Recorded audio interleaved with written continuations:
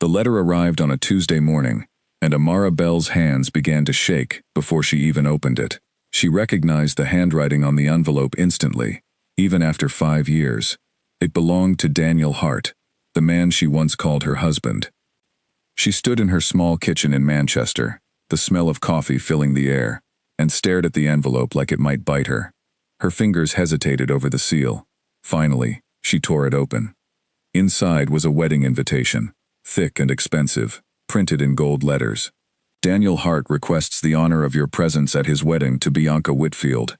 The date was 3 weeks away. At the bottom, in Daniel's own handwriting, was a short note. Come and see what you missed. Come and see the life you could never give me. Amara's chest tightened. She sat down slowly at her kitchen table, the invitation trembling in her grip. 5 years had passed since Daniel had signed the divorce papers and walked out of her life without looking back. 5 years since his mother, Margaret Hart, had stood in front of the entire family and called her useless, barren, a waste of a good man's time. Amara closed her eyes and let the memory wash over her, sharp and bitter as it always was. She remembered the day clearly.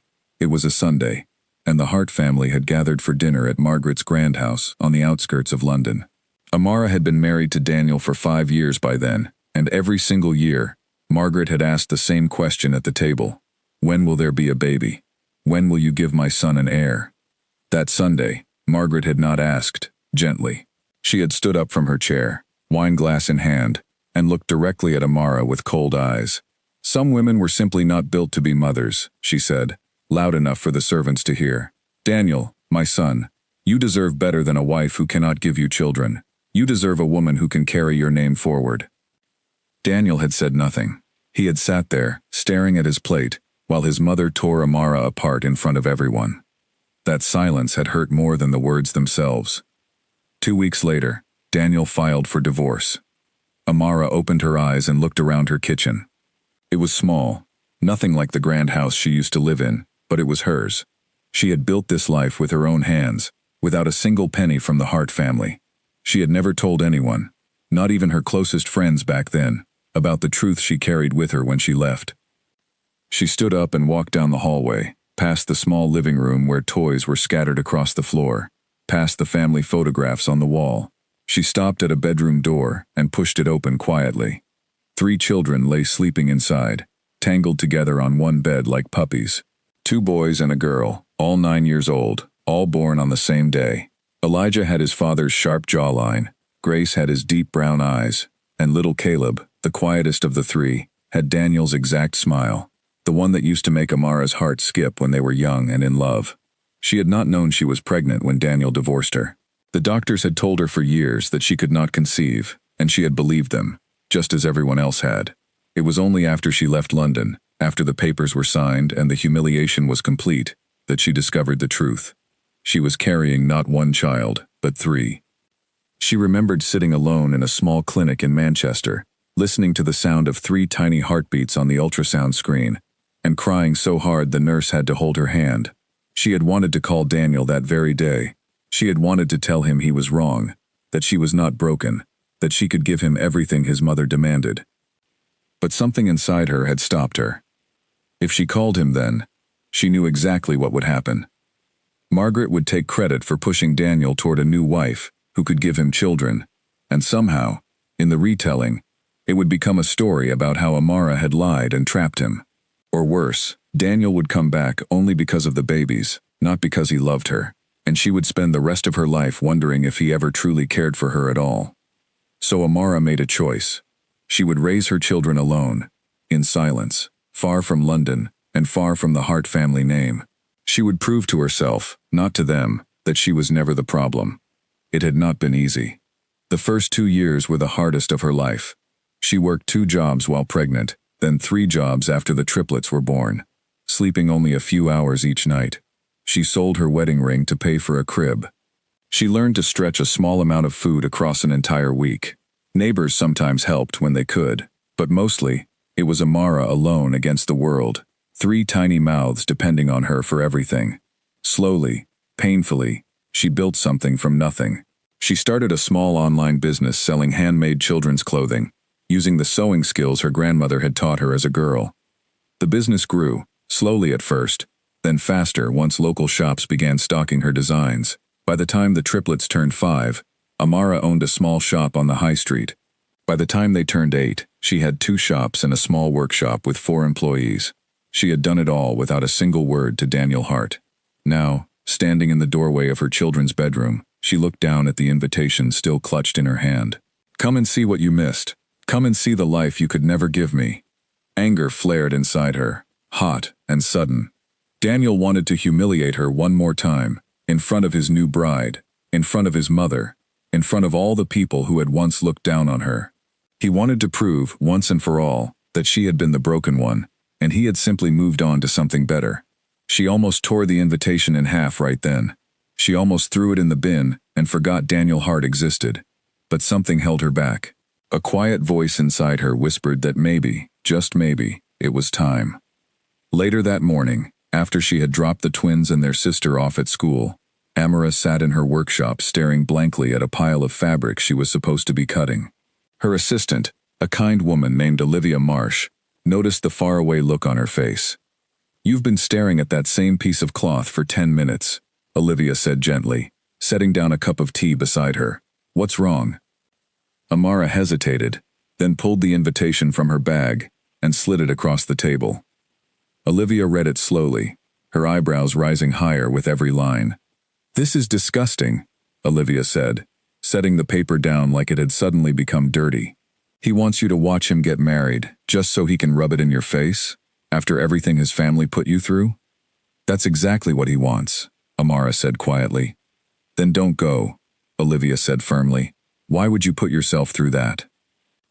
Amara looked out the workshop window, watching the street outside where people walked past, unaware of the storm building inside her. "Because he doesn't know," she said softly. "He has no idea what happened after he left me. He thinks I disappeared into nothing. He thinks his mother was right about me." Olivia frowned. "So tell him. Call him. Send him a photograph. You don't need to go to his wedding to prove anything." "No," Amara said, and for the first time that morning, something like steel entered her voice. "If I tell him quietly, in private, he will find a way to make it small. He will find a way to twist the story, so that it benefits him and his family. But if the truth comes out where everyone can see it, where his mother cannot control the narrative, then there will be nothing left for them to hide behind." Olivia studied her friend's face for a long moment. "You're serious about this?" "I raised 3 children alone for 9 years, Amara said. "I built 2 businesses from nothing. I never asked the Hart family for a single penny, and I never will. But I am done letting them believe their lies about me. If Daniel wants a show at his wedding, I will give him one. Just not the one he's expecting." That evening, after the children had finished their homework and eaten dinner, Amara sat with them at the kitchen table. Elijah was working on a puzzle, Grace was drawing in her sketchbook, and Caleb was quietly reading a book about space, his favorite subject. "I need to talk to you 3 about something," Amara said. All 3 children looked up at once, sensing the seriousness in her tone. "Do you remember when I told you that your father lived far away, and that one day, when you were older, I would tell you more about him?" The children nodded slowly. They had asked about their father many times over the years, and Amara had always given careful, gentle answers, promising more details when they were old enough to understand. "Well," Amara continued, taking a deep breath, "I received a letter today. Your father is getting married again, to a woman I have never met." Grace's eyes widened. "Are we going to meet him?" Amara paused. She had not expected the question to come so quickly, so directly. "I don't know," she said honestly. "It's complicated." "I want to meet him," Elijah said firmly, setting down his puzzle piece. "I want to see what he looks like." "Me too," Caleb added quietly, closing his book. Amara looked at her children, at the curiosity and longing in their eyes, and felt her resolve harden even further. These were not just her children. They were Daniel's children too, whether he knew it or not, and they deserved the chance to know where they came from, even if their father had never given them the chance to know him. "Let me think about it," Amara told them. "But if we do go, I need you all to promise me something. Whatever happens, whatever anyone says, you stay close to me, and you stay calm. Can you do that?" The three children nodded solemnly, sensing that something important was happening, even if they could not fully understand what it was. That night, after the children had gone to sleep, Amara sat alone in her living room, with the invitation spread out on the coffee table in front of her. She thought about the years of struggle, the countless nights she had cried herself to sleep from exhaustion, the moments she had wanted to give up, but pushed forward anyway, because 3 small lives depended on her. She thought about Daniel's silence at that dinner table 5 years ago, the way he had let his mother destroy her without saying a single word in her defense. She thought about the divorce papers, signed so quickly, so coldly, as if their 5 years together had meant nothing at all. And she thought about the note at the bottom of the invitation. Come and see what you missed. Come and see the life you could never give me. Amara picked up her phone and opened her calendar, marking the date of the wedding with a single word: attend. She did not yet know exactly what she would say when she arrived, or how Daniel would react when he saw the children standing beside her, their faces so clearly bearing his own features. She did not know how Margaret Hart would respond, or what the new bride, Bianca, would think when the truth came crashing down in front of her, on what was supposed to be the happiest day of her life. But Amara knew one thing for certain. She was done being silent. She was done letting the Hart family write her story for her. For 9 years, she had carried the truth alone, protecting her children from a world that had once tried to erase her. Now, it was time for the truth to walk into that wedding hall on its own 2 feet, standing tall, in 3 small bodies, who looked exactly like the man who had thrown their mother away. She turned off the lamp beside her, and sat in the darkness for a long moment, listening to the quiet sounds of her sleeping children down the hallway. Whatever happened at that wedding, she would face it the same way she had faced everything else since Daniel Hart walked out of her life. Alone, but never broken. The 3 weeks before the wedding passed both too slowly and too quickly for Amara's liking. During the day, she threw herself into her work, filling orders, meeting with suppliers, training a new employee at her second shop. The distraction helped keep her mind from spiraling into worry. But at night, alone in her bed, the questions came rushing back. What would Daniel say when he saw the children? What would his mother do? Would Bianca, the bride, even believe the truth once it was revealed? Or would the Hart family find some way to twist the story once again? Amara found herself standing in front of her closet more than once, staring at the small collection of dresses she owned, wondering which one would make her feel strong enough to walk into that room. She was not going there to impress anyone. She was not going there for revenge, not really. She was going there for her children, and for the truth that had waited 9 years to be spoken. One evening, about a week before the wedding, Olivia stopped by Amara's house with a garment bag draped over her arm. I made you something, Olivia said, hanging the bag on the back of the kitchen door. You've spent 9 years dressing everyone else's children in beautiful clothes. It's time someone made something for you. Amara unzipped the bag slowly and found a deep green dress inside, simple but elegant, the kind of dress that did not shout for attention, but commanded respect the moment someone wore it. Olivia, this is beautiful, Amara whispered, running her fingers over the fabric. You built 2 businesses out of nothing, while raising 3 children alone, Olivia said, her voice thick with emotion. You are not walking into that wedding looking like the woman they tried to throw away. You are walking in looking like exactly what you are, a woman who survived and thrived without any of them. Amara hugged her friend tightly, grateful beyond words for the support she had found in Manchester after losing everything in London. As the days counted down, Amara also began preparing the children, gently explaining who their father was, what he looked like, and what kind of world he came from. She showed them old photographs she had kept hidden away for years, pictures of Daniel from before everything fell apart, back when he still had kindness in his eyes. He looks like Caleb, Grace observed, studying one of the photographs closely. He looks like all of you, in different ways, Amara said softly.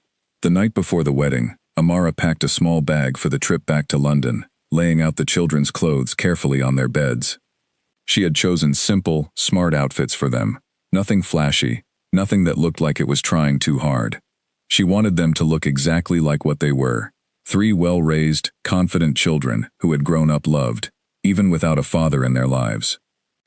As she zipped up the last bag and turned off the lights in the children's room, Amara paused in the doorway one final time, watching her 3 sleeping children in the moonlight streaming through the window. Tomorrow, everything would change.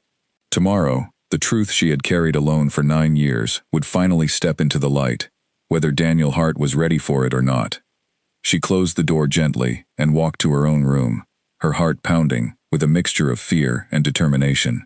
Sleep did not come easily that night, but when it finally did, Amara dreamed of nothing at all, her mind finally quiet after weeks of turmoil, as if some part of her already knew that tomorrow she would finally be free.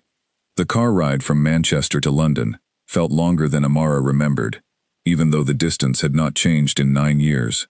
She gripped the steering wheel tightly, her knuckles pale, while in the back seat, Elijah, Grace, and Caleb chattered with the kind of nervous energy only children could produce before something big.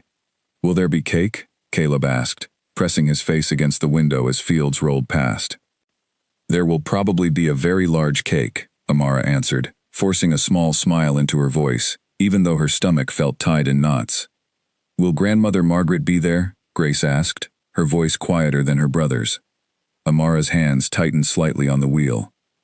She had told the children a little about Margaret Hart, enough for them to understand that their father's mother had not been kind to her, without frightening them with the full weight of what had happened all those years ago. "She will be there," Amara said carefully. "But remember what I told you. Stay close to me. And whatever anyone says, you 3 are the most important thing in this entire story. Nothing anyone says can change that." Elijah, always the boldest of the 3, crossed his arms and looked out the window with a determined expression. "If she's mean to you, I'll tell her she's wrong." "You don't need to say anything at all," Amara said gently. "Just being there will be enough." By the time they reached the outskirts of London, the late afternoon sun was casting long golden shadows across the road. Amara had booked a small hotel room close to the wedding venue, a grand countryside estate called Ashford Manor, known for hosting some of the most extravagant weddings in the region. She remembered attending a wedding there once, years ago, back when she was still married to Daniel, and still believed their life together would last forever. That night, in the hotel room, Amara helped the children into their pajamas and tucked them into the 2 double beds pushed together in the small room. Grace fell asleep quickly, exhausted from the long drive, but Elijah and Caleb lay awake for a while, whispering questions to each other about what their father might be like. Amara sat by the window long after the children had drifted off, staring out at the darkened London skyline in the distance. Her phone buzzed once, twice, and she glanced down to see a text message from Olivia. "Whatever happens tomorrow, you already won the moment you built a life without any of them." Amara smiled faintly and typed back a quick thank you before setting her phone aside. She thought about Daniel then, really thought about him, for the first time in months. She wondered if he ever thought about her at all, or if he had simply erased her from his memory, the way his mother had always wanted. She remembered the early days of their marriage, before Margaret's constant pressure had poisoned everything. Daniel had been kind once, attentive, the kind of man who brought her flowers for no reason, and stayed up late listening to her talk about her dreams of starting a business one day. Somewhere along the way, his mother's expectations had worn him down, turned him into someone who cared more about pleasing her than protecting his own wife. Amara wondered, briefly, if Daniel had changed at all in the years since their divorce, or if Bianca Whitfield was about to walk into the exact same trap she herself had once fallen into. She pushed the thought away. It was not her responsibility to save Bianca from whatever mistakes lay ahead. Her responsibility was to her 3 children, and to the truth that had waited long enough to be spoken. The next morning arrived faster than Amara expected. She woke before her alarm, her body tense with anticipation, and spent nearly an hour simply staring at the ceiling, before finally rising to get the children ready. She dressed Grace in a soft yellow dress with a matching ribbon in her hair, dressed Elijah and Caleb in smart little suits that Olivia had helped her tailor specifically for this day. When she finally slipped into the green dress Olivia had made for her, she stood in front of the mirror for a long moment, studying her own reflection. She looked nothing like the broken woman Margaret Hart had once described at that dinner table. She looked like a woman who had built something real out of nothing, who had survived heartbreak and humiliation, and come out stronger on the other side. "You look beautiful, Mummy," Grace said, appearing beside her in the mirror's reflection. Amara smiled and knelt down to hug her daughter. "So do you, my love. So do all 3 of you." The drive to Ashford Manor took only 20 minutes, but it felt like the longest 20 minutes of Amara's life. As they approached the grand estate, she could see rows of expensive cars lining the long driveway, waiters in crisp uniforms carrying trays of champagne across manicured lawns, and enormous white tents set up for the reception, decorated with flowers that must have cost more than Amara's monthly income from years past. She parked the car near the back of the lot, away from the more expensive vehicles, and turned to look at her 3 children in the back seat. "Remember what we talked about," she said softly. "Stay close to me." The 3 children nodded, their small faces serious and determined. As they walked toward the entrance of the manor, Amara felt every eye turning toward them. Guests in expensive suits and elegant gowns paused their conversations, staring openly at the woman and 3 children walking confidently across the lawn. Whispers began almost immediately, though Amara could not make out the words. She held her head high and kept walking, her children close beside her. Near the entrance to the ceremony hall, a woman in a sharp black dress approached them, clipboard in hand, clearly one of the wedding coordinators. "I'm sorry. Do you have an invitation?" the woman asked, eyeing the children with obvious confusion. Amara reached into her handbag and produced the gold-lettered invitation, holding it out steadily. "I was personally invited by the groom," she said, her voice calm and clear. The coordinator scanned the invitation, her eyebrows rising slightly as she read the name. "Of course, Mrs. Bell. Right this way." Amara noticed the coordinator did not use the name Hart, and something about that small detail steadied her nerves, reminding her that she had never truly needed that name to define who she was. They were led into the enormous ceremony hall, filled with rows of white chairs draped in silk, all facing an elaborate altar, decorated with white roses and cascading greenery. The room buzzed with quiet conversation, hundreds of guests already seated, waiting for the ceremony to begin. Amara found a row near the back, close enough to see everything, but far enough to avoid immediate attention. She settled the children into their seats, Grace on one side of her, the boys on the other, and took a deep breath. Across the room, near the front, she spotted Margaret Hart, dressed in deep burgundy, her silver hair perfectly styled, holding court with a group of admiring relatives. She looked exactly the same as Amara remembered, the same cold confidence radiating from her every gesture. A few minutes later, Amara spotted Daniel near a side door, dressed in a sharp black suit, speaking quietly with a groomsman. He looked older than she remembered, more tired around the eyes, despite his obvious wealth and success. For a brief moment, their eyes met across the crowded room. Daniel froze. Amara watched the color drain slightly from his face as recognition dawned, followed quickly by confusion. As his gaze dropped to the 3 children sitting beside her, she could see him counting silently in his mind, calculating ages, trying to make sense of what he was seeing. She did not look away. She held his gaze steadily, refusing to be the first to break contact, until finally, Daniel turned and disappeared through the side door, presumably to compose himself before the ceremony began. "Was that him?" Elijah whispered, having noticed the exchange. "Yes," Amara said quietly. "That was your father." Caleb leaned forward slightly, studying the door Daniel had disappeared through, with wide, curious eyes. "He looked surprised to see us." "He was surprised," Amara admitted. "He didn't know you existed until just now." The ceremony music began a few minutes later, a string quartet playing softly as the wedding party began their procession down the aisle. Bianca Whitfield entered last, radiant in a stunning white gown, her face glowing with the kind of pure happiness Amara remembered feeling on her own wedding day, so many years ago, before everything had fallen apart. Amara felt a small pang of sympathy for the young bride, who had no idea what was about to unfold. Daniel stood at the altar, his composure somewhat restored, though Amara could see the tension in his shoulders, the way his eyes kept flicking toward her section of the room, even as the officiant began speaking. The ceremony proceeded through the traditional vows, Bianca and Daniel exchanging rings, promises of love and loyalty spoken in clear, confident voices. Amara watched carefully, waiting for the right moment, the moment Daniel had originally planned for humiliation, though she doubted he still felt eager for that moment to arrive. As the officiant moved toward the final blessing, preparing to declare the couple married, Margaret Hart suddenly rose from her seat near the front, her voice carrying clearly across the hall.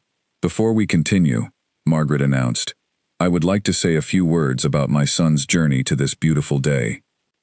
The officiant paused, slightly startled, but gestured for Margaret to continue, clearly unprepared to argue with the formidable woman.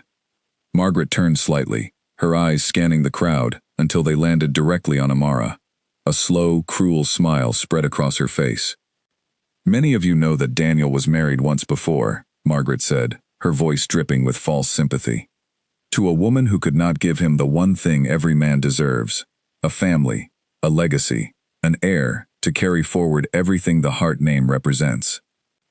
Gasps rippled through the crowd as guests turned to follow Margaret's gaze, spotting Amara sitting quietly with her 3 children. "I invited her here today," Margaret continued, her voice rising with satisfaction, "so that she could witness, with her own eyes, the family my son deserved all along. The family she could never provide." Amara felt her children stiffen beside her, sensing the cruelty in Margaret's words, even if they did not fully understand every detail. She placed a steadying hand on Grace's shoulder and rose slowly to her feet, her green dress catching the afternoon light streaming through the tall windows.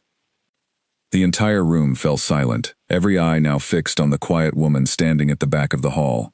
"Thank you for the invitation, Margaret," Amara said, her voice calm and clear, carrying easily across the silent hall. "I did come to witness something important today, but perhaps not what you expected." She turned slightly, gesturing gently to the 3 children now standing beside her, their small faces serious and composed, despite the hundreds of eyes suddenly fixed upon them. "These are my children," Amara said simply. "Elijah, Grace, and Caleb. They are 9 years old, and they are also Daniel's children." The silence that followed was so complete that Amara could hear her own heartbeat pounding in her ears. Every guest in the hall stared, first at the 3 children, then at Daniel, standing frozen at the altar, his face pale as bone. Margaret's confident smile crumbled instantly, replaced by an expression of pure shock, her mouth opening and closing, without producing a single sound. Bianca, still standing at the altar in her white gown, turned slowly to look at Daniel, her eyes wide with confusion and dawning horror. "Daniel," she whispered, though the silent hall carried her voice easily to every corner. "What is she talking about?" Daniel said nothing. He simply stared at the 3 children standing at the back of the hall, his mind clearly struggling to process the impossible truth suddenly standing before him in flesh and blood, wearing his own features on 3 small, unfamiliar faces. The officiant, a middle-aged man clearly unaccustomed to such dramatic interruptions, took a small step backward from the altar, unsure whether to continue the ceremony or halt it entirely. Guests began whispering urgently to one another, some rising from their seats for a better view, others reaching for their phones, though a few sharp-eyed relatives quickly hissed at them to put the devices away. Bianca stood frozen at the altar, her bouquet trembling slightly in her hands. "Daniel," she said again, louder this time, her voice cracking with confusion and hurt. "Answer me. Is this true?" Daniel finally seemed to remember how to move. He stepped down from the altar platform, his eyes never leaving the 3 children standing beside Amara. He walked slowly down the aisle, guests parting to let him pass, until he stood only a few feet away from the woman he had once called his wife. "That's not possible," he said, his voice barely above a whisper, though the silence of the hall carried it clearly to every listening ear. "You couldn't have children," the doctors said. "The doctors were wrong," Amara interrupted, her voice steady, despite the storm raging inside her chest. "Or perhaps the problem was never with me at all. Either way, I found out I was pregnant with triplets 3 weeks after you signed the divorce papers." A murmur rippled through the crowd, sharp intakes of breath, low exclamations of disbelief. Daniel's face had gone pale, his jaw working silently as he struggled to find words.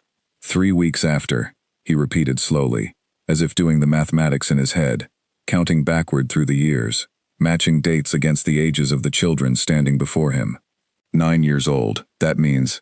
"That means these are your children, Daniel," Amara said clearly, refusing to let him drift into confusion. "Your son Elijah, your daughter Grace, your son Caleb, born exactly 9 months after our last night together as husband and wife." Margaret Hart, who had been standing frozen near the altar since Amara's revelation, suddenly found her voice again, though it came out shrill and desperate. "This is absurd. This woman is clearly trying to disrupt my son's wedding out of jealousy. She has no proof of any of this." "I have their birth certificates," Amara said calmly, reaching into her handbag and producing a folder she had carried with her from the moment she left Manchester that morning. "I have hospital records from the day they were born. I have photographs taken every single year since their birth. And most importantly, Margaret, all anyone in this room needs to do is look at their faces to see the truth for themselves." She gestured gently toward her children, and as if on cue, several guests near the front rows leaned forward, studying the three young faces with sudden, undeniable recognition. Elijah's sharp jawline mirrored Daniel's exactly. Grace's deep brown eyes were unmistakably her father's, and Caleb, standing quietly between his siblings, wore an expression so similar to Daniel's own boyhood photographs, displayed proudly in Margaret's own house for years, that denial became impossible. "Oh my goodness," someone whispered from the third row, loud enough for half the hall to hear. "Look at the little one. That's Daniel's exact smile."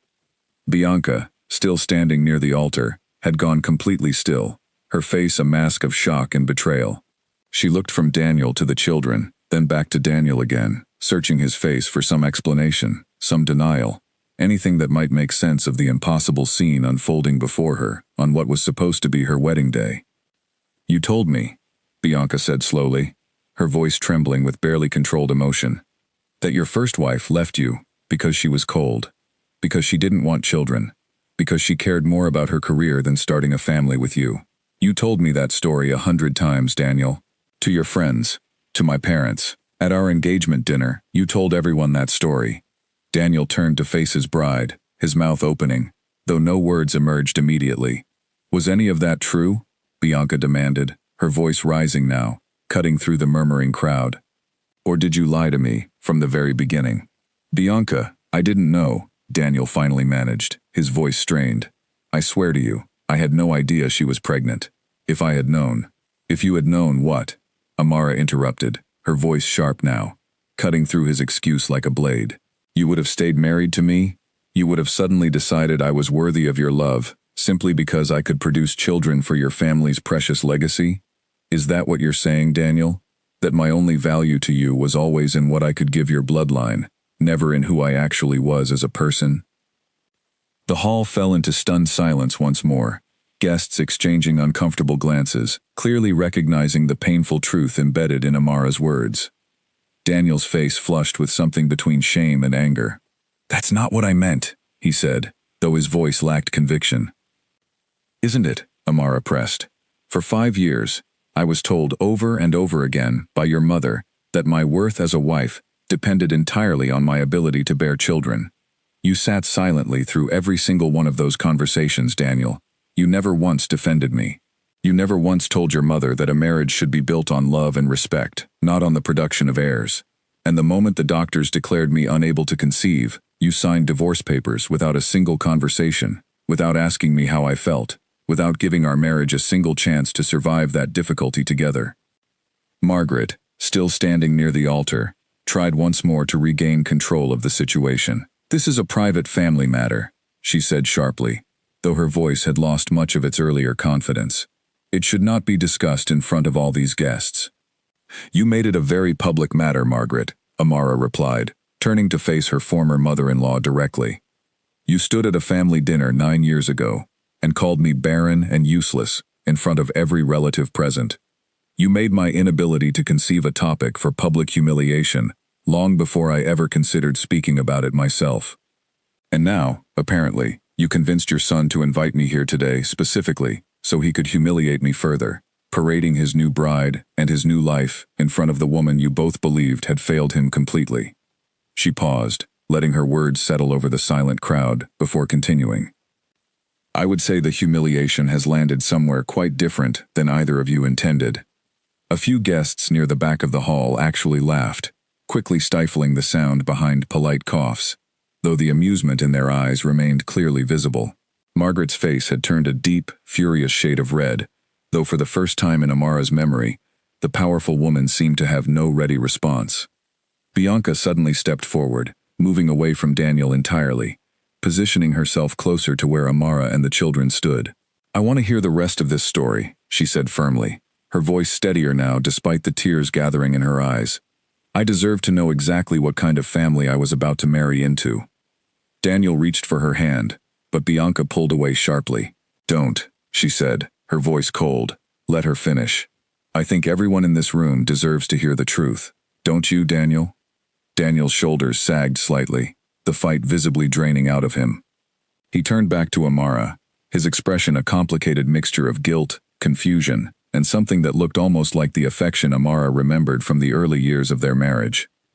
"Please," he said quietly, "tell us what happened." Amara took a deep breath, glancing down briefly at her 3 children, who stood watching the unfolding scene with wide, serious eyes, clearly processing more than most 9-year-olds should ever have to process at once. She placed a gentle, reassuring hand on Grace's shoulder, before continuing. "After the divorce was finalized, I moved to Manchester," Amara began, her voice carrying clearly across the silent hall. "I had nothing, no job, no support from anyone in the Hart family, no savings beyond what little I had managed to keep separate during our marriage. 3 weeks after I left, I began feeling unusually tired, and I assumed it was simply the stress of everything that had happened. When I finally saw a doctor, expecting perhaps a case of exhaustion or anemia, I learned instead that I was pregnant, not with 1 child, but with 3. She paused, allowing the weight of her words to settle over the crowd once more. "I want everyone here to understand something clearly," Amara continued. "I did not know I was pregnant when Daniel divorced me. I had been told for years, by multiple specialists, that I was unable to conceive. The pregnancy came as a complete shock to me, just as it clearly comes as a shock to everyone in this room today." "Why didn't you tell him?" someone called out from the crowd, a young woman near the middle rows, her voice curious rather than accusatory. Amara turned toward the voice, considering her answer carefully, before responding. "Because I knew exactly what would happen if I did," she said honestly. "Margaret would have claimed credit for pushing her son toward a woman who could finally provide an heir. The story would have become about the Hart family legacy being saved, rather than about 3 innocent children coming into this world. And worse, I feared that Daniel would return to me only because of the pregnancy, not because he ever truly valued me as his wife. I did not want my children raised in a marriage built on obligation rather than love." She looked directly at Daniel then, her eyes steady despite the emotion building in her chest. "I chose to raise them alone," she said simply. "I chose to build a life where they would never know what it felt like to be treated as lesser, the way I was treated in this family for 5 long years." Daniel's eyes had filled with tears, though he seemed to be fighting hard to keep them from falling in front of the watching crowd. 9 years, he whispered. "I missed 9 years of their lives." "Yes," Amara said, without a trace of softness in her voice. "You did." The silence that followed Amara's words stretched long enough that even the string quartet, still seated in the corner, with their instruments resting on their laps, seemed unsure whether to pack away their sheet music or simply wait for further instructions. Guests shifted uncomfortably in their seats, some whispering quietly to their neighbors, others watching the unfolding drama with the same fascination one might reserve for a particularly gripping television program. Margaret Hart, however, was not yet finished. Having recovered slightly from her earlier shock, she straightened her shoulders and stepped forward again, her chin lifted with renewed determination. "Even if this story is true," she said loudly, "it changes nothing about today. My son is marrying Bianca. Whatever happened 9 years ago is in the past. These children, whoever their father truly is, have no place disrupting a wedding that has nothing to do with them." Amara felt anger flare hot and sudden in her chest, but before she could respond, Elijah stepped forward slightly, his small hand slipping from his mother's grasp. "She said we have no place here," Elijah said, his young voice clear and surprisingly steady, carrying across the hushed hall. "But she's wrong. Our father is standing right there. That makes this exactly our business." A ripple of surprised murmurs spread through the crowd at the boy's composure, several guests exchanging impressed glances at the child's unexpected confidence. Margaret's expression flickered with something like discomfort, though she quickly masked it with a tight, dismissive smile. "Children should not speak unless spoken to," she said sharply. "Don't speak to my son that way," Amara said, her voice suddenly hard as iron, all traces of calm restraint disappearing from her tone. "You have spent years believing you have the right to judge and dismiss people, simply because they do not fit the narrow image you hold of what a family should look like. You did it to me for 5 years, and I will not stand here and watch you attempt to do the same thing to my children." Daniel, who had been standing silently for the past several minutes, finally seemed to find his voice again. "Mother," he said, turning to face Margaret directly. "That's enough." Margaret blinked in surprise, clearly not expecting her son to challenge her, especially not in front of hundreds of watching guests. "Daniel, I am simply trying to protect." "You are trying to protect your own pride," Daniel interrupted, his voice growing stronger with each word. "Just like you always have. You spent 5 years making Amara feel like less than nothing in this family, and I let you do it because I was too weak to stand up to you. I have 3 children I never knew existed, standing right here in front of me, and you are worried about protecting the wedding schedule." The crowd's murmuring grew louder, several guests nodding subtly in agreement with Daniel's sudden shift in tone. Bianca, who had remained silent for the past several moments, wiped at her eyes with the back of her hand, smearing her carefully applied makeup slightly. "I need air," she said quietly, before turning and walking swiftly down the side aisle, disappearing through a door near the back of the hall.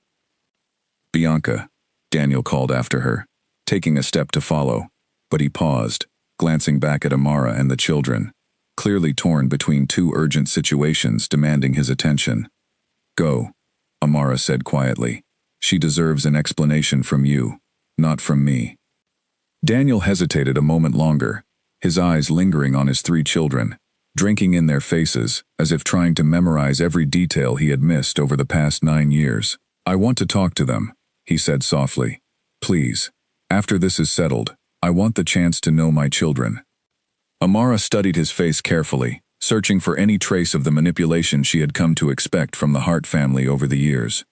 What she found instead was something that looked genuinely like remorse, mixed with a desperate kind of hope she had not expected to see.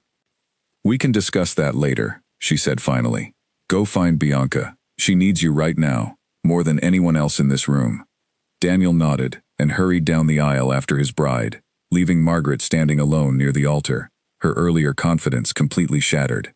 The guests watched him go, then turned their attention back to Amara and her children, whispers rising once more into a low, steady hum of conversation. An older woman rose from her seat near the front, someone Amara vaguely recognized as one of Daniel's aunts, and approached slowly, her expression gentle. "My dear," the woman said softly, addressing Amara directly, "I am so very sorry for what this family put you through. I remember that dinner 9 years ago. I should have spoken up then. I regret my silence to this day." Amara felt a lump rise in her throat at the unexpected kindness. "Thank you," she said quietly. "It means more than you know to hear that." Other guests began approaching as well, some offering quiet words of sympathy, others simply staring at the 3 children, with open curiosity, clearly trying to determine which features belonged to which parent. Margaret, watching the shifting mood of the crowd, seemed to shrink slightly where she stood, her earlier dominance over the room evaporating with each passing minute. "This is not over," Margaret said, though her voice had lost much of its earlier force. "This family will not be dictated to by outsiders."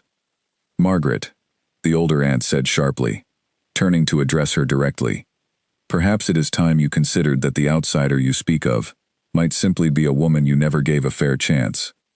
Margaret's face flushed with anger and embarrassment, but before she could respond further, a wedding coordinator hurried down the aisle, clearly uncertain how to proceed with a ceremony that had effectively fallen apart in front of hundreds of witnesses. "Ladies and gentlemen," the coordinator announced awkwardly, "perhaps we should adjourn to the reception area, while the wedding party takes a moment to regroup." Slowly, guests began rising from their seats, gathering their belongings, and filing toward the exits, though many continued glancing back at Amara and her children, with expressions ranging from sympathy to open curiosity. A few brave souls approached to introduce themselves properly, offering their names and expressing quiet admiration for the courage it must have taken to walk into that hall today. Amara knelt down to check on her children as the crowd slowly dispersed around them.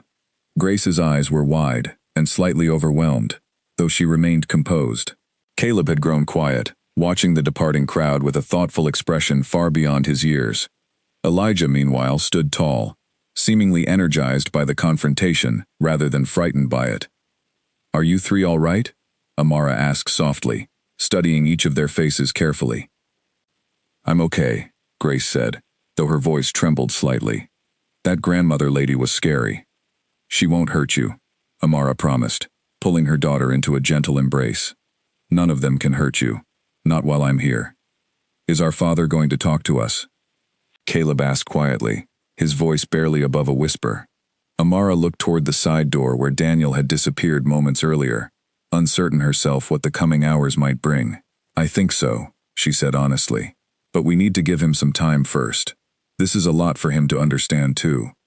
As the last of the guests filtered out of the ceremony hall, heading toward the reception tents set up across the lush green lawns outside, Amara gathered her 3 children close and led them toward a quiet corner of the emptying hall, giving them all a moment to breathe after the storm that had just passed through their lives. She had known, walking into that hall that morning, that the truth would create chaos. She had prepared herself for anger, for denial, even for cruelty from Margaret Hart, and perhaps from Daniel himself. What she had not fully prepared herself for was the quiet, unexpected kindness of strangers, or the genuine remorse she had glimpsed in Daniel's eyes before he rushed after his bride. Whatever happened next, Amara realized, the truth was finally out in the open, exactly where it belonged. There would be no more hiding, no more pretending, no more carrying the burden of the Hart family's cruelty in silence. Her children had watched their mother stand tall in front of hundreds of strangers and speak the truth without flinching. And whatever else happened in the days ahead, that lesson alone made every difficult moment of the morning worthwhile.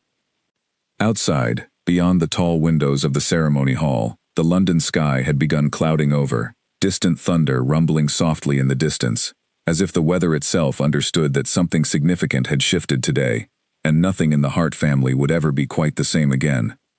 Daniel found Bianca standing near a small stone fountain at the edge of the manor's rose garden, her wedding gown gathered in one hand to keep the delicate fabric from dragging across the damp grass. Her shoulders shook slightly, though she made no sound, staring down at the rippling water as if searching for answers within its shallow depths. "Bianca," Daniel said softly, approaching slowly so as not to startle her. She did not turn immediately. "Is it true?" she asked, her voice quiet but steady. "All of it. Every word she said." Daniel exhaled a long, shaky breath. "I didn't know about the children," he said. "I swear to you, Bianca, I had no idea. If I had known Amara was pregnant, I would never have signed those papers so quickly." "That's not what I asked," Bianca said, finally turning to face him, her eyes red-rimmed but fierce. "I asked if the rest of it was true. The way your mother treated her. The way you sat silently while your own wife was humiliated at your family's dinner table. The story you told me and everyone else about a cold, career-obsessed woman who abandoned you. Was any of that ever true?" Daniel's jaw tightened, guilt flooding his features. "No," he admitted quietly. "It wasn't true. My mother pressured Amara constantly about having children. When the doctors told us she couldn't conceive, my mother made her life unbearable. I should have defended her. I should have stood up to my mother years before that final dinner. Instead, I let my mother's disappointment become my own, and eventually, it became easier to end the marriage than to fight for it." Bianca studied him for a long moment, her expression unreadable. "And the story you told me? About her being cold and career-focused?" "A lie my mother crafted," Daniel said, shame thick in his voice. "One I repeated, because it was easier than admitting the truth. Easier than admitting I failed Amara as a husband." Bianca turned back toward the fountain, watching the water ripple in the afternoon light. "I have spent the last 2 years falling in love with a man I thought I understood completely," she said quietly. "A man who told me he wanted a real partnership, built on honesty and mutual respect. But everything I just learned tells me that you have spent years hiding behind convenient lies rather than confronting difficult truths. How am I supposed to trust that you won't do the same thing to me one day, when things become difficult between us?" Daniel had no immediate answer, the weight of her question settling heavily over him. "I need time," Bianca said finally, her voice firm despite the tears still glistening in her eyes. "I cannot stand at that altar today, not after everything that just happened. I need to think, Daniel. Really think about what kind of life I would be walking into if I married you today. Bianca, please, Daniel said, reaching for her hand. She stepped back gently, avoiding his touch. I'm not saying it's over, she clarified, seeing the panic flash across his face. I'm saying today's wedding cannot happen, not like this, not with everything still unresolved. Go talk to your children, Daniel. Go make things right with Amara, at least as far as those 3 innocent children are concerned. Prove to me, over time, that you are capable of being the honest man I believed I was marrying. Then, perhaps, we can talk about our future. Daniel nodded slowly, understanding the wisdom in her words, even as disappointment settled heavily in his chest. Thank you, he said quietly, for not simply walking away entirely. Don't thank me yet, Bianca said, managing a small, sad smile. You have a great deal of work ahead of you before you've earned that gratitude. Meanwhile, inside the manor, Margaret Hart had retreated to a private sitting room, pacing back and forth across the antique carpet, her mind racing through possible strategies to salvage the family's reputation. A soft knock interrupted her thoughts, and she turned to find her sister, Eleanor, the same aunt who had spoken kindly to Amara in the ceremony hall, standing in the doorway. You need to stop this, Margaret, Eleanor said, without preamble, closing the door behind her. Stop what exactly? Margaret snapped. Trying to protect this family's reputation from a woman clearly seeking revenge? Eleanor sighed heavily, crossing the room to stand directly in front of her sister. Margaret, I love you, but you have been blind to your own cruelty for years. That woman built an entire life, raised 3 children alone, all while you were busy congratulating yourself on pushing her out of this family. And now, instead of feeling shame for what you did, you are standing here, plotting how to control the narrative. When will you finally accept responsibility for your own actions? Margaret's eyes flashed with anger, though something in her sister's steady gaze seemed to chip away at her defenses. I only ever wanted what was best for Daniel, she said, though her voice lacked its usual conviction. You wanted what was best for the Hart name, Eleanor corrected gently. There is a difference, Margaret, a significant one. Daniel needed a mother who supported his marriage, who helped him build a partnership with his wife, instead of tearing it apart with unreasonable demands. Instead, you gave him a mother who valued bloodlines over basic human kindness. Look where that has led. 9 years of a father missing his own children's lives, all because you could not accept a woman for who she was, rather than what she could produce. Margaret sank slowly into a nearby armchair, the fight visibly draining from her posture. For the first time in longer than Eleanor could remember, genuine uncertainty crossed her sister's features. What do I do now? Margaret asked quietly, her voice smaller than Eleanor had heard in years. You start by apologizing, Eleanor said simply. Not because it will fix 9 years of damage, but because it is the right thing to do. And then, Margaret, you step back and let Daniel build whatever relationship he can with those children, without your interference, or your judgment poisoning things further. Margaret said nothing for a long moment, staring down at her clasped hands. Finally, she nodded slowly, though the gesture carried none of her usual confidence. Back in the ceremony hall, Amara had settled her children onto a quiet bench near the back of the now nearly empty room, giving them each a small snack from her handbag, while they waited to see what would happen next. Grace had grown quiet, processing the intensity of the morning's events, while Elijah peppered his mother with questions about their father, questions Amara answered as honestly as she could manage. Does he seem nice? Caleb asked, between small bites of a biscuit. Amara considered the question carefully before answering. He seemed shocked, she said honestly. And I think, underneath the shock, he seemed sorry. But being sorry, and being ready to be a good father, are 2 very different things, my love. We will need to see what he does next, not just what he says. A soft footstep sounded nearby, and Amara looked up to see Daniel standing a short distance away, his earlier composure returning slightly, though his eyes remained red-rimmed with emotion. May I sit with them? He asked quietly, gesturing toward the empty space on the bench beside his children. Amara studied him for a long moment before nodding slowly. You may ask them questions, she said, but you listen to their answers carefully, Daniel. These are not props in whatever drama unfolds between you and your mother. They are real children, with real feelings, and they deserve real consideration. Daniel nodded, understanding the weight of her words, and lowered himself slowly onto the bench, leaving a respectful distance between himself and his children. He studied each of their faces for a long moment, clearly overwhelmed by the reality of finally seeing them in person. "Hello," he said softly, his voice thick with emotion. "I'm sorry it has taken me this long to meet you." Grace studied him carefully, her young eyes assessing him with a seriousness beyond her years. "Mummy says you didn't know about us," she said finally. "Is that true?" "It's true," Daniel confirmed. "I found out only a few minutes ago, standing right there at the altar. I am still trying to understand everything that has happened today."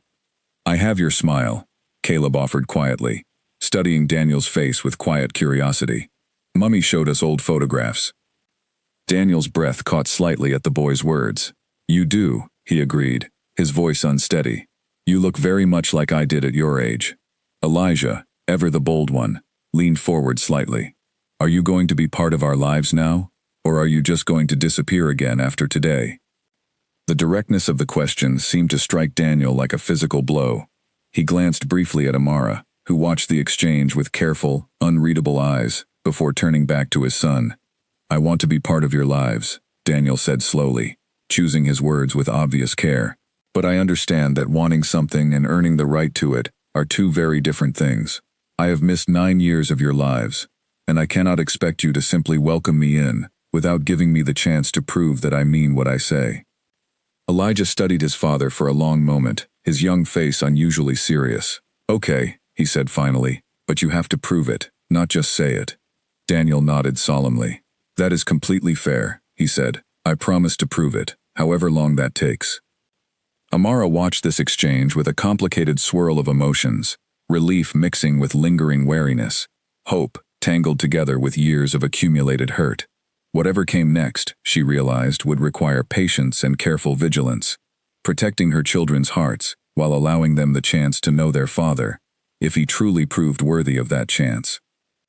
Outside, the earlier thunder had passed, and weak sunlight began filtering through the clearing clouds, casting long golden beams across the manor's elegant gardens, as if nature itself offered a tentative promise that something better might yet grow from the wreckage of that morning's chaos.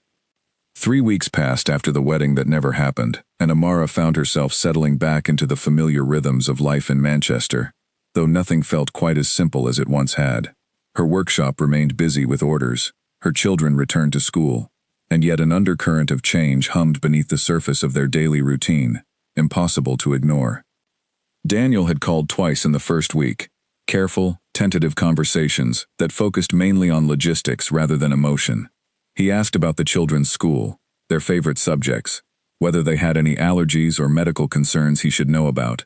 Amara answered his questions patiently, though she remained guarded, unwilling to let herself hope too quickly that this version of Daniel might prove more trustworthy than the silent husband she remembered from years past. On a quiet Thursday afternoon, her phone rang again, Daniel's name appearing on the screen. Amara stepped into her workshop's small back office, away from Olivia and the other employees, before answering. "Hello, Daniel." "Amara," he said, his voice carrying a nervous energy she had not heard from him before. "I wanted to ask if I might visit. Properly, I mean. Not just a phone call. I would like to meet the children again, somewhere comfortable for them, if you would allow it." Amara considered the request carefully, weighing the potential benefits against her instinct to protect her children from further disruption. "Where were you thinking?" she asked cautiously. "Wherever works best for you and them," Daniel said quickly. "I don't want to impose on their routine. Perhaps a park, somewhere neutral and comfortable, where they can feel at ease." The reasonable tone of his request surprised Amara slightly. The Daniel she remembered from years past had rarely considered anyone's comfort beyond his mother's expectations. "There's a park near our house," she said finally. "Victoria Park. We often go there on weekends." "This Saturday, then?" Daniel asked hopefully. "If that suits everyone's schedule." "I'll discuss it with the children," Amara said. "If they agree, we can meet there Saturday afternoon." That evening, Amara gathered her 3 children at the kitchen table once again, explaining Daniel's request carefully, watching their reactions closely. "I want to see him again," Grace said immediately, her earlier nervousness from the wedding seemingly replaced by genuine curiosity. "Me too," Caleb agreed quietly. Elijah remained thoughtful for a moment longer, before nodding slowly. Okay, he said. But if he doesn't keep his promise about proving himself, I'm not going to keep giving him more chances. Amara smiled softly at her son's fierce protectiveness, so similar to her own instincts. That's a fair approach, she said. We'll take this slowly, all of us together. Saturday arrived with mild, pleasant weather, the kind of gentle sunshine that made Victoria Park's wide green lawns and towering old trees particularly inviting. Amara arrived early with the children, settling onto a bench near the small playground, while Elijah, Grace, and Caleb ran ahead toward the swings, their earlier nervousness melting away in the simple joy of outdoor play.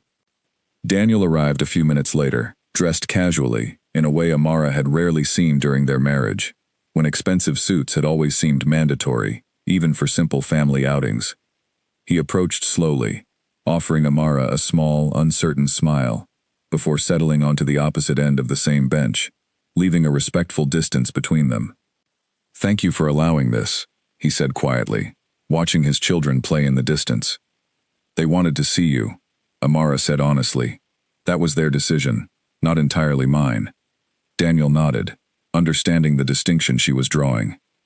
They sat in comfortable silence for several minutes, watching the children take turns on the swings, their laughter carrying across the peaceful park.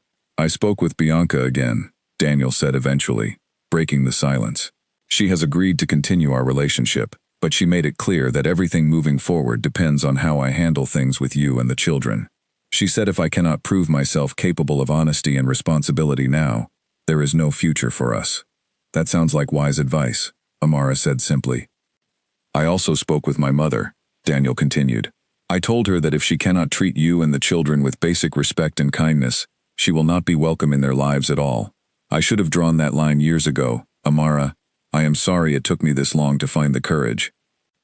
Amara studied his profile carefully, searching for any sign of manipulation or performance in his words. What she found instead seemed to be genuine, if belated, growth. Words are easy, Daniel, she said finally. Actions over time will tell the real story. I understand that, Daniel said. I don't expect trust to be rebuilt overnight. I only ask for the chance to try. Their conversation was interrupted by Caleb running over, slightly out of breath from the swings. Will you push me higher? He asked Daniel shyly, gesturing toward the swing set. Daniel's face lit up with unmistakable joy at the simple request. Of course, he said, rising quickly from the bench and following his son back toward the playground. Amara watched from the bench as Daniel gently pushed Caleb's swing, laughing along with his son's delighted squeals as the swing arced higher and higher into the afternoon air. Grace soon joined them, requesting her own turn, and even Elijah, despite his earlier caution, eventually wandered over to watch, gradually drawn into quiet conversation with his father about a video game he enjoyed. For the first time in 9 years, Amara watched her children interact naturally with their father, and despite her lingering wariness, something in her chest loosened slightly at the sight. As the afternoon light began to soften into early evening, Daniel eventually returned to the bench, slightly breathless and grinning, in a way Amara had rarely witnessed during their years of marriage. They're wonderful, he said, his voice thick with emotion. Elijah is sharp and confident. Grace is thoughtful and kind. Caleb has this quiet curiosity about everything. You have done an extraordinary job raising them, Amara. Truly extraordinary. I did it alone, Amara reminded him gently, though without bitterness. Every difficult night, every moment of doubt, every sacrifice, I built this life for them, without any help from you or your family. I know, Daniel said quietly, and I will spend as long as it takes, trying to make up for the time I missed, if you'll allow me that chance. Amara considered his words carefully, watching her children in the distance as they continued playing in the gentle evening light. We'll take it one step at a time, she said finally. No grand promises, no rushed reconciliation, just consistent, honest effort, proven through actions rather than words.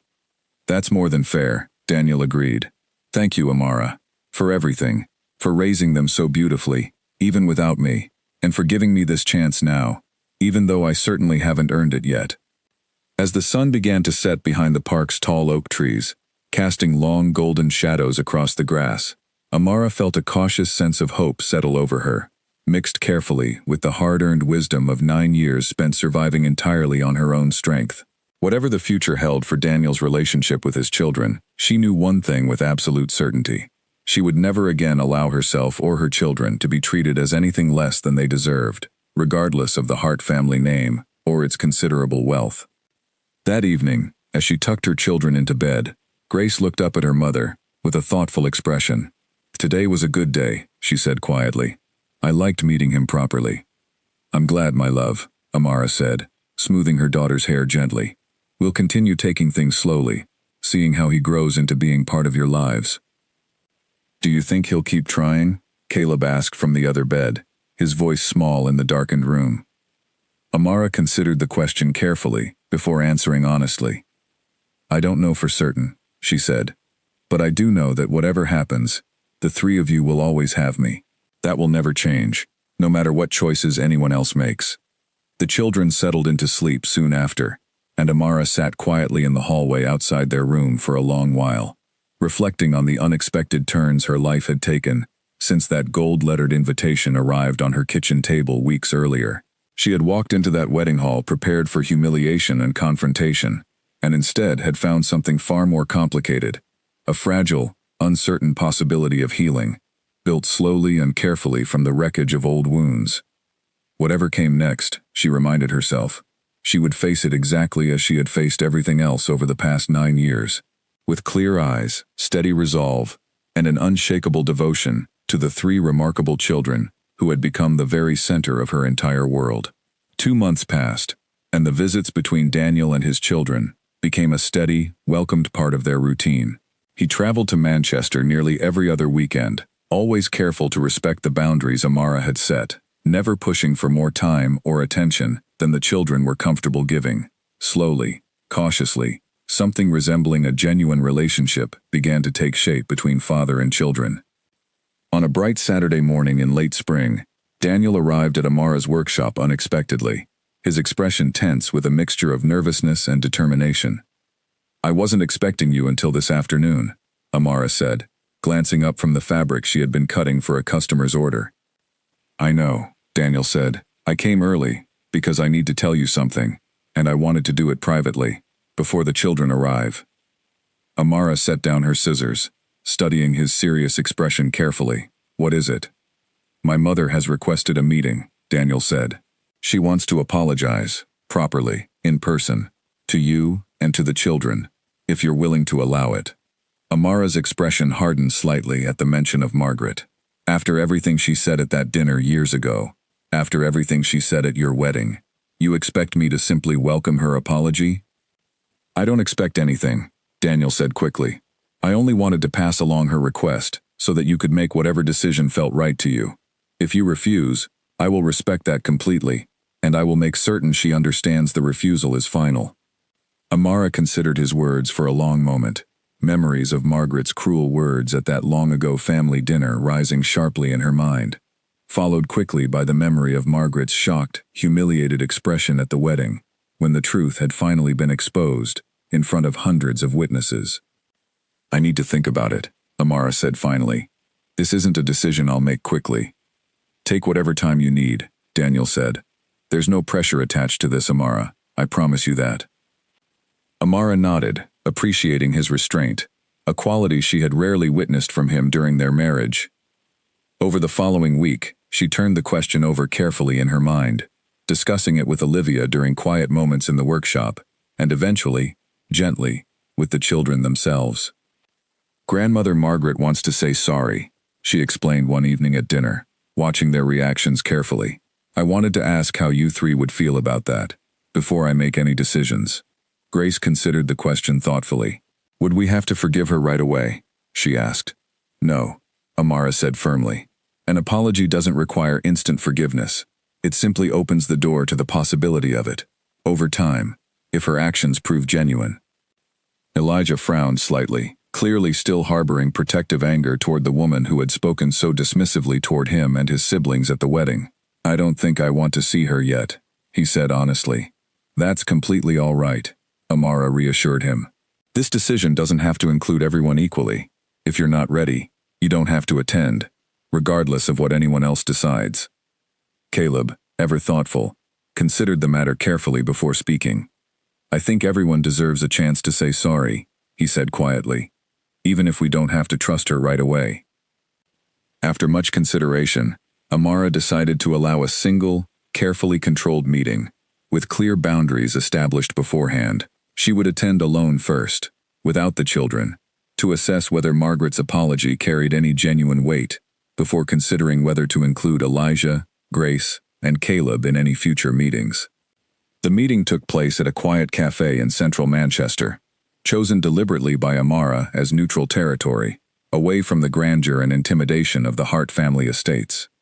Margaret arrived precisely on time, dressed far more simply than Amara remembered, her usual commanding presence noticeably subdued. "Thank you for agreeing to see me," Margaret said, settling into the chair across from Amara with visible discomfort.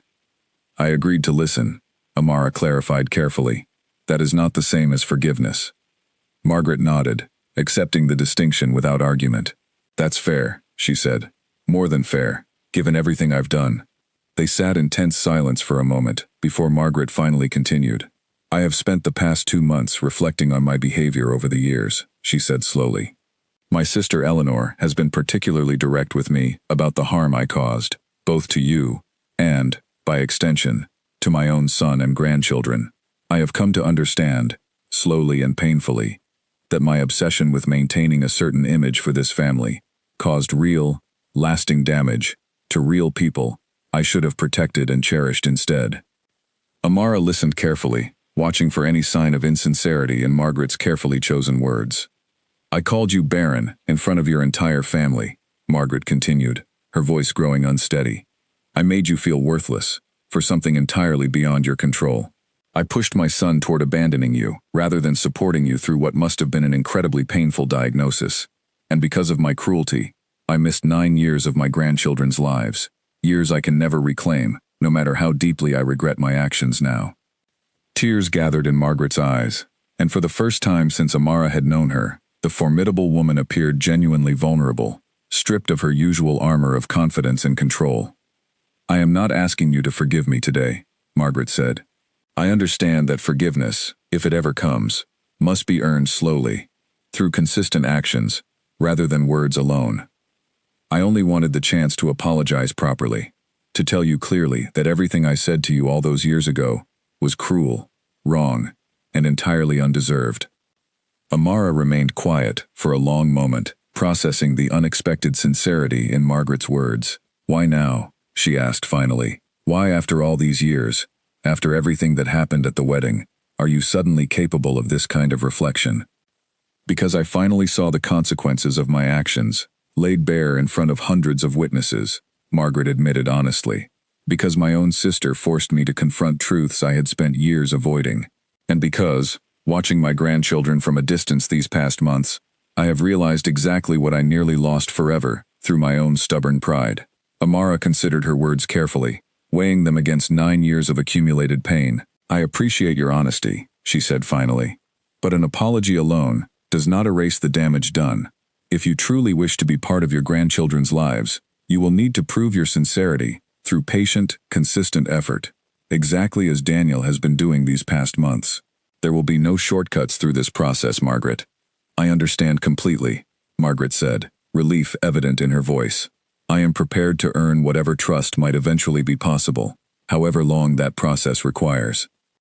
Their meeting concluded shortly after, with no promises made beyond a cautious agreement to consider, slowly and carefully, whether a supervised meeting between Margaret and the children might eventually prove beneficial. Walking back to her car afterward, Amara felt a complicated swirl of emotions settling over her. Relief mixed with lingering wariness, hope tangled carefully together with hard-earned caution. She had spent 9 years building a life entirely independent of the Hart family's approval or involvement, and she was not about to abandon the protective instincts that had served her and her children so well throughout those difficult years. That evening, she discussed the meeting honestly with her children, sharing Margaret's words carefully while emphasizing that trust, if it ever developed, would need to be earned slowly, through patient, consistent behavior over time. "Do you believe she's really sorry?"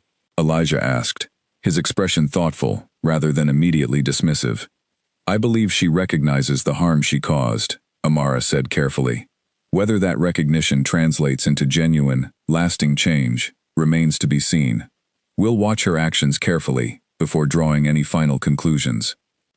The children nodded, understanding the careful wisdom in their mother's approach, and the conversation gradually shifted toward lighter topics, homework assignments, and weekend plans, the heaviness of the afternoon's discussion settling naturally into the ongoing rhythm of their daily lives. As Amara prepared for bed that night, she reflected on how far she had traveled since that gold-lettered invitation first arrived on her kitchen table months earlier.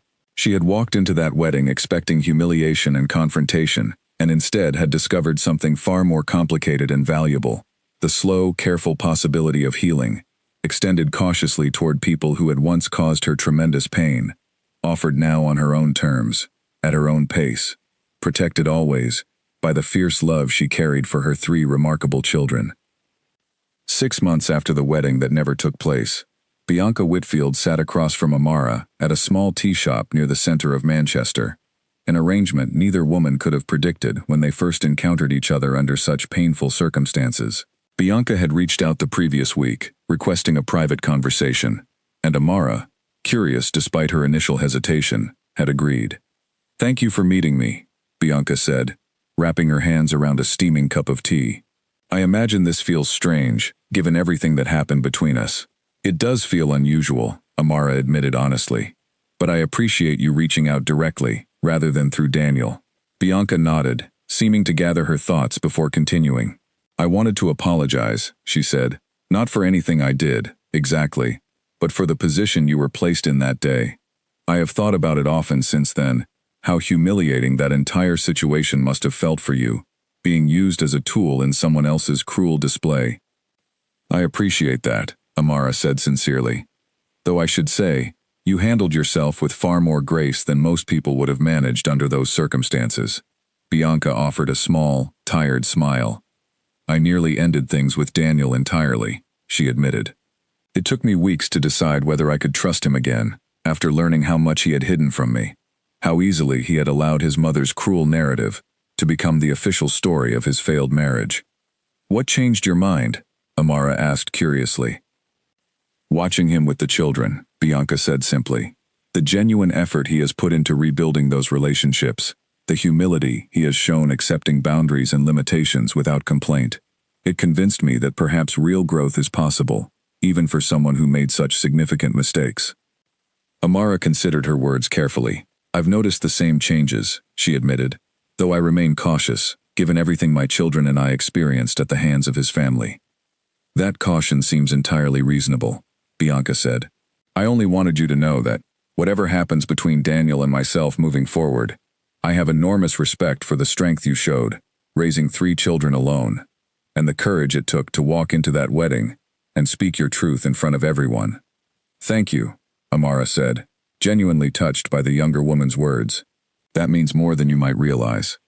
Their conversation continued for another hour, touching on lighter subjects, their respective businesses, shared observations, about navigating complicated family dynamics, until eventually, Bianca glanced at her watch and rose reluctantly to leave. "I hope we might speak again sometime," Bianca said as they parted ways outside the tea shop. "Regardless of how things develop between Daniel and myself, I would value your perspective and friendship." "I would like that as well," Amara replied, surprised by how genuinely she meant the words. Later that same week, Daniel approached Amara with a proposal that left her considering carefully before responding. "I would like to establish a proper trust fund for the children," he said during one of his regular visits. "Not to buy your forgiveness or to compensate for the years I missed, but simply to ensure they have every opportunity available to them moving forward, regardless of how our relationship continues developing." Amara studied his expression carefully, searching for any hint of manipulation or attempt to buy influence over her children's lives. Finding none, she considered his offer thoughtfully. "I would want complete control over how those funds are managed," she said finally, "until they are adults capable of making those decisions themselves." "Of course," Daniel agreed immediately. "I would never presume to override your judgment regarding their upbringing. This is simply about ensuring their future security, nothing more. The arrangement was finalized within weeks, lawyers drawing up careful documents that protected the children's interests while respecting Amara's authority as their primary parent. It marked another small step in the slow, careful rebuilding of trust between Daniel and the family he had once so carelessly abandoned. As summer approached, Daniel requested permission for an extended visit, proposing that the children spend a full week with him during their school holiday, staying at his London home under Amara's supervision initially, with the possibility of unsupervised visits developing gradually over time, if all parties felt comfortable with the arrangement. Amara discussed the proposal carefully with each child individually, gauging their comfort level with such an extended commitment. "I want to try it," Elijah said, his earlier wariness having softened considerably over the preceding months of consistent, patient effort from his father. "He's kept his promises so far. I think he deserves a chance to prove himself further." Grace agreed readily, having grown genuinely fond of the quiet, patient man who had shown remarkable dedication to earning her trust over recent months. Caleb, always the most contemplative of the three, took longer to decide, ultimately agreeing, after several thoughtful conversations with his mother, about what such a visit might involve. The week-long visit proceeded smoothly, Amara staying nearby at a hotel rather than directly in Daniel's home, available immediately should any concerns arise, while allowing father and children the space to develop their relationship more naturally. Daniel proved himself remarkably attentive throughout the week, adjusting his schedule entirely around the children's needs, learning their individual preferences and personalities with genuine curiosity and care. By the week's end, even Amara found herself surprised by the depth of connection that had developed, watching her children return from each day's activities with genuine enthusiasm and affection for the father they were finally coming to know properly. "He's different than I expected," Elijah admitted during their drive back to Manchester at the week's conclusion. "I thought he might just be trying to look good, but he actually listens when we talk. He remembers things we tell him." "I'm glad you're finding that to be true," Amara said carefully, though a quiet warmth had begun settling in her own chest as well, watching the tentative bonds between her children and their father continue strengthening through patient, consistent effort. Margaret Hart, meanwhile, had continued her own careful process of demonstrated change, attending several supervised visits with the children over recent months, always deferring completely to Amara's guidance and never once attempting to reassert her earlier dominance or judgment. The children remained cautious around her, understandably given the harsh words she had once directed toward their mother, but small signs of thawing had begun appearing. Grace, occasionally sharing details about her schoolwork, Caleb once accepting a book recommendation from his grandmother with genuine interest. Progress takes time, Amara reminded herself often during this period, watching carefully as old wounds slowly, cautiously, began healing, never rushing the process, never allowing herself to forget the pain that had brought them to this point in the first place. One evening, sitting alone in her workshop after the children had gone to bed, Amara reflected on how dramatically her life had transformed since that gold-lettered invitation first arrived on her kitchen table. She had built an entire life independent of the Hart family, proving to herself, if to no one else, that her worth had never depended on their approval or acceptance. Now, watching cautious healing develop between her children and the family that had once cast her aside so cruelly, Amara realized something important.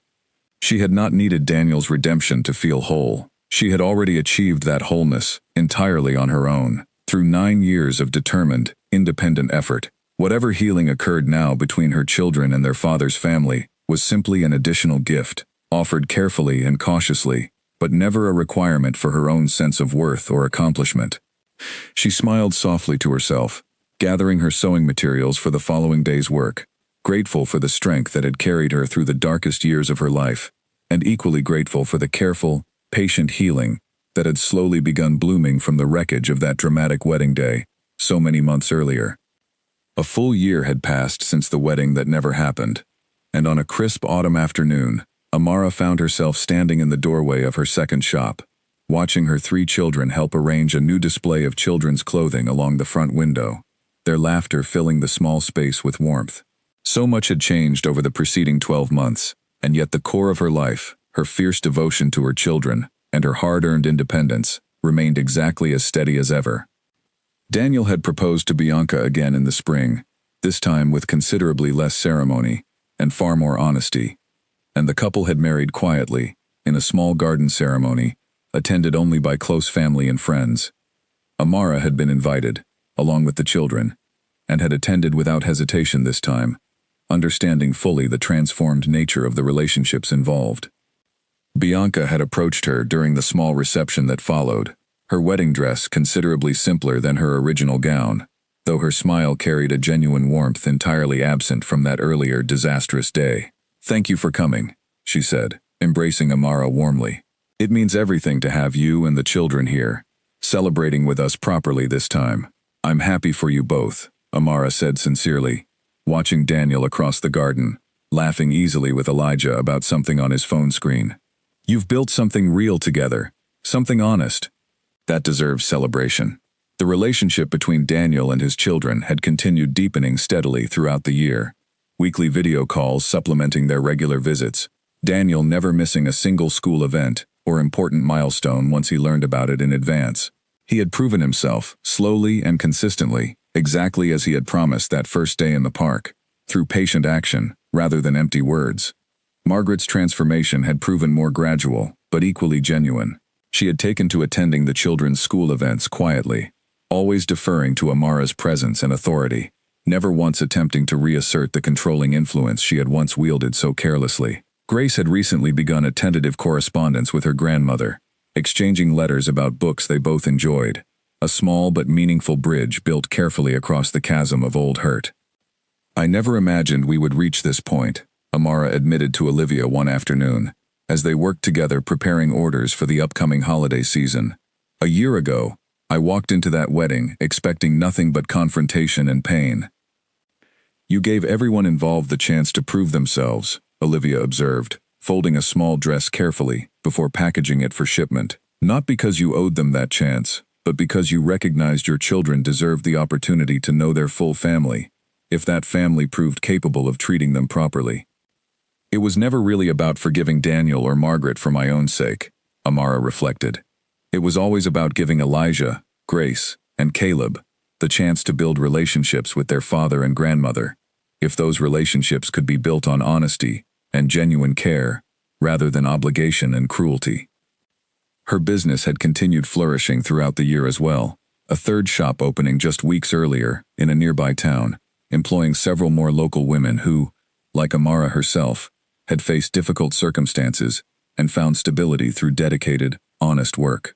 She had built something, lasting entirely through her own determination, a legacy that had nothing to do with the Hart family name, and everything to do with her own resilience and creativity.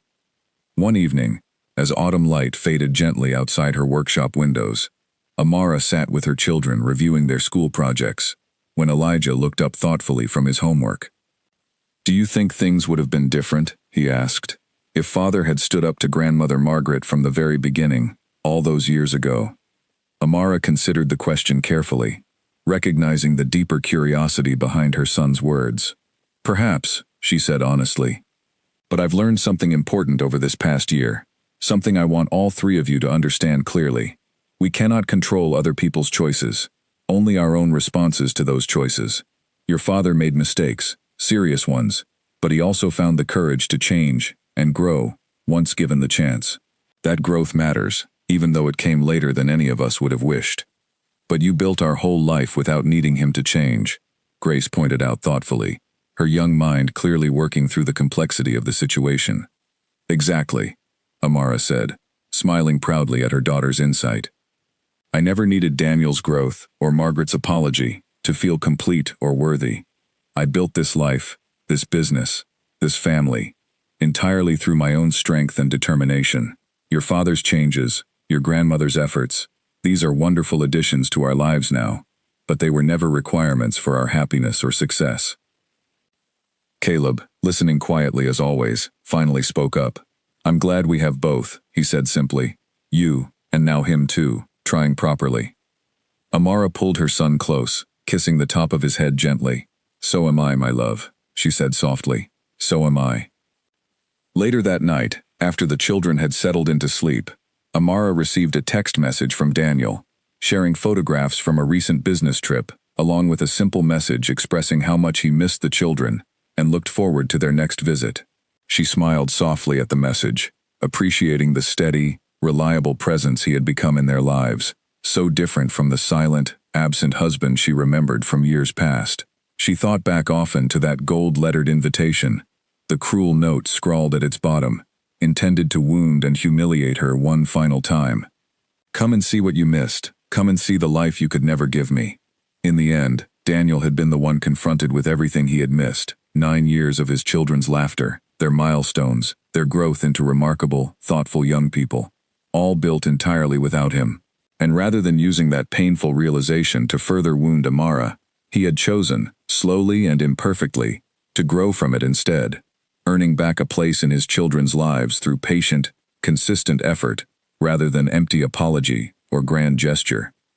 Margaret, too, had been forced to confront the consequences of her own cruelty, watching from a careful distance as her grandchildren slowly, cautiously, began allowing her back into their lives, not because she deserved automatic forgiveness, but because she had demonstrated genuine, sustained effort to become someone worthy of their trust. As Amara prepared for bed that evening, she paused by her bedroom window, looking out at the quiet Manchester street below, thinking about how dramatically her life had transformed since that painful dinner 9 years earlier, when Margaret's cruel words had first shattered her marriage and set her on this unexpected journey toward independence and strength. She thought about the exhausted, heartbroken woman she had once been, sitting alone in that small clinic, listening to 3 tiny heartbeats on an ultrasound screen, wondering desperately how she would ever manage to raise 3 children entirely alone. That woman could never have imagined the life Amara had built since then: 3 thriving shops, 3 remarkable children, and now, unexpectedly, the slow, careful rebuilding of relationships she had once believed permanently destroyed. Whatever the future held, Amara felt confident in one certainty above all others. She had proven, through 9 years of determined effort, that her worth had never depended on bearing children, or pleasing a demanding mother-in-law, or fitting into anyone else's narrow definition of what a woman should be. She had built her own definition of success, entirely through her own strength, and that foundation would remain solid, regardless of whatever else changed in the years ahead. 2 years after the wedding that never happened, Amara stood in the garden of her newly purchased home on the outskirts of Manchester, watching the late afternoon sun cast warm golden light across the lawn, where Elijah, Grace, and Caleb, now 11 years old, played a spirited game of catch with their father. Daniel had grown into his role as their parent, with a steadiness that had surprised even Amara, who had once doubted whether such lasting change was possible. The house itself represented another milestone in Amara's journey, purchased entirely with funds from her own thriving business, now spanning 4 successful shops across the region, along with a growing online presence that had begun attracting attention from larger retailers interested in stocking her distinctive designs. She had built every part of this life herself, brick by brick, without ever needing to rely on the Hart family fortune or influence. Margaret arrived precisely on time for the small family gathering Amara had organized that afternoon, carrying a carefully wrapped gift for each of the children, a tradition she had developed over the preceding year, as trust slowly, cautiously rebuilt itself between grandmother and grandchildren. Grace ran to greet her enthusiastically, the two having developed a genuine bond through their shared love of literature, while Elijah offered a polite but still somewhat reserved greeting, his cautious nature having softened considerably but never entirely disappeared. "Thank you for including me today," Margaret said quietly to Amara, watching her grandchildren with evident affection. "You've earned your place here," Amara replied honestly, "through patient, consistent effort, exactly as we discussed that day in the tea shop." Margaret smiled, a genuine expression that carried none of her earlier cold superiority. "I am grateful every single day for the chance you gave this family to make things right," she said. "I know I can never fully make up for the years I stole from myself and from these wonderful children, but I intend to spend whatever years remain to me, proving my sincerity." Bianca arrived shortly after, her own young daughter with Daniel, born just 8 months earlier, balanced gently on her hip. The baby girl, named Charlotte, had quickly become a beloved addition to the extended family. Elijah, Grace, and Caleb, taking turns holding their new half-sister with careful, protective affection. "She's getting so big already," Amara observed warmly, admiring the baby's chubby cheeks and bright eyes. "She adores her older siblings," Bianca said, smiling, as she watched Caleb gently tickle the baby's tiny feet, earning delighted giggles in response. "I think she recognizes them as something special, even at this young age." The family gathering continued through the golden afternoon, laughter and conversation filling the garden, as old wounds continued their slow, steady healing process. Amara moved through the gathering with quiet contentment, occasionally catching Daniel's eye across the lawn, sharing a small, understanding smile that spoke to how far they had both traveled since that painful day at Ashford Manor. As evening approached, the guests began gathering their things to depart, Margaret embracing each grandchild warmly before leaving, Bianca and Daniel loading baby Charlotte into her car seat for the drive back to London. Before departing, Daniel lingered for a moment near Amara, watching their 3 children wave goodbye to their grandmother and half-sister. "Thank you," he said quietly, "for everything you've allowed over these past 2 years. I know none of it was owed to me, given everything that happened before." "You earned it," Amara said simply. "Every visit, every promise kept, every moment of patience shown toward the children's boundaries. That's what changed things, Daniel. Not apologies alone, but consistent, honest action over time." "I think about that first day often," Daniel admitted. "Standing at that altar, seeing them for the first time, understanding suddenly everything I had missed. It could have gone so differently if you hadn't shown such incredible strength and clarity that day. I did what I needed to do for my children," Amara said. "Everything else that followed was simply the natural result of choices made honestly, by everyone involved, including you and your mother." Daniel nodded, glancing toward his children once more, before turning to leave. "I'll see them next weekend, as planned," he said. "And Amara, thank you again, for building such an extraordinary life for them, even during the years I wasn't there to help." As his car pulled away down the quiet street, Amara gathered her 3 children close, guiding them back inside, as the evening air began cooling around them. "Today was really nice," Grace said, settling onto the living room sofa with a contented sigh. "I like having Charlotte as a little sister, even though she's really our half-sister. Family doesn't always look the way we first expect it to," Amara said thoughtfully, settling into the armchair across from her children. "Sometimes it grows and changes in unexpected ways, but that doesn't make it any less real or valuable." Elijah, now considerably more open than the cautious boy, who had first questioned his father's intentions 2 years earlier, nodded slowly. "I'm glad we gave him the chance to prove himself," he said. "I still remember being so angry that day at the wedding, but I think everything turned out better than I expected. Sometimes the hardest, scariest moments lead to the most unexpected growth," Amara said, smiling warmly at her thoughtful son. "That's a lesson worth remembering as you continue growing older, all 3 of you." Caleb, curled comfortably against his mother's side, looked up with his characteristic quiet curiosity. "Are you happy, Mummy?" he asked simply, "with how everything turned out?" Amara considered the question carefully before answering, reflecting on the long journey that had brought them to this peaceful evening. From that devastating dinner 9, now 11 years earlier, through years of exhausting struggle and determined independence, to the dramatic confrontation at that wedding, and finally, to this present moment of hard-earned, carefully built family harmony. "I am happy," she said honestly, pulling her children close. "Not because everything turned out exactly as I might have once imagined, but because we built this life ourselves, through our own strength and determination. Whatever good has come from your father and grandmother's changes, that's simply an additional blessing, never something we needed to feel complete or worthy."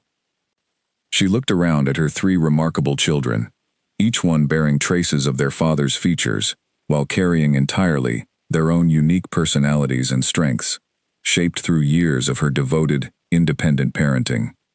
"You 3 have taught me more about strength and resilience than anyone else in my entire life," Amara continued softly. "Watching you grow, watching you extend grace and patience toward people who once hurt our family deeply, that has been the greatest privilege of my entire life." Outside, the last light of evening faded gently into twilight, stars beginning their slow emergence across the darkening sky. Inside, The small family settled comfortably together, their laughter and quiet conversation filling the warm, welcoming home Amara had built entirely through her own determined effort. The gold-lettered invitation that had once threatened humiliation and pain had instead become the unexpected catalyst for genuine healing, proving that sometimes the very moments designed to break us contain within them the seeds of our greatest triumphs.